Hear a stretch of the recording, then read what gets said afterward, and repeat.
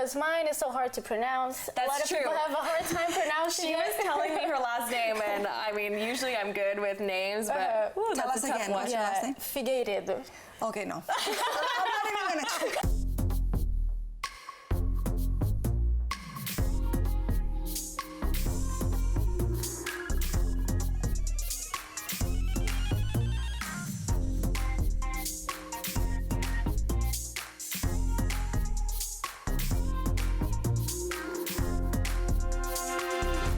Hey everyone, and welcome to Get It Girl. I am Natasha Martinez, and joining me, my co-hosts today are Jackie and Liz. Thank you so much for sitting on the couch. We're about to have so much fun. Yes, we are. We have a great show. So today we're going to talk about something that I feel like is a popular topic right now, which is the topic of changing your last name when you get married, right? So in the run-up to marriage, many couples, particularly those who are more progressive, decide what's to be done about the last name. Do you keep your own last name? Do you take your husband or your wife's last name? What's to be done? So I ain't married. I'm still waiting for the ring, but I see some bling on both of your guys' fingers. So you guys are the experts.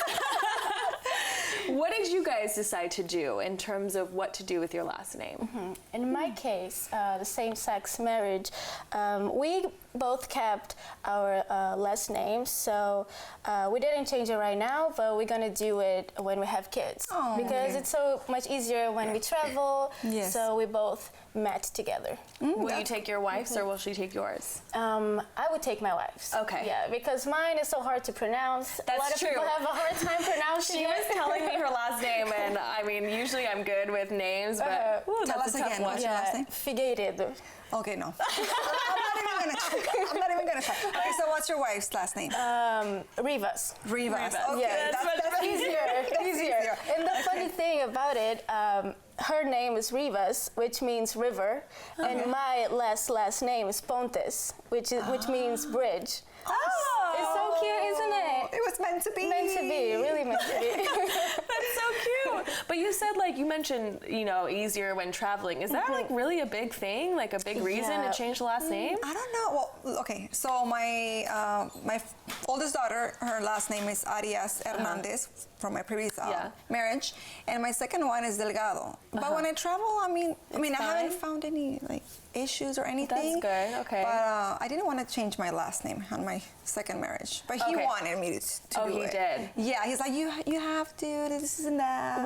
Why did he want you to change I don't know. it? I guess because here they're so used to that. But if I think about Mexico, my mom had my dad's last name, pero después, Yes, with the hyphen. Ariano de Hernandez, So that was my idea. Like, okay, I can, put your last name right there. But at the end, but it's different here, I guess. So in your first marriage, you changed your last name? No, I didn't. Oh, you didn't? I didn't. I just kept. So both, you didn't change it? The second one I did. Oh, the second one you did. Oh, okay, yeah. okay. Yeah, but people know me as Jackie Hernandez. That's what I was going to say. I'm like, I didn't know it was Delgado. Okay, well. It's just, I guess, different. I don't know how in Brazil is it. How is it in Brazil? Brazil, usually the women take the man's name, but keep their own. Okay. So we have a huge last name. But it would be, your last name first and then the husband, or first the husband and then yours? Mine first and then the husband. His. Yeah. Oh, it's like Mexico, kind of like the same thing. So in my case, I have my mom's, my dad's, and my wife's. Oh, God, if okay. I decide to. Wow, so it's that's huge. a lot of what names. are you going to do, girl?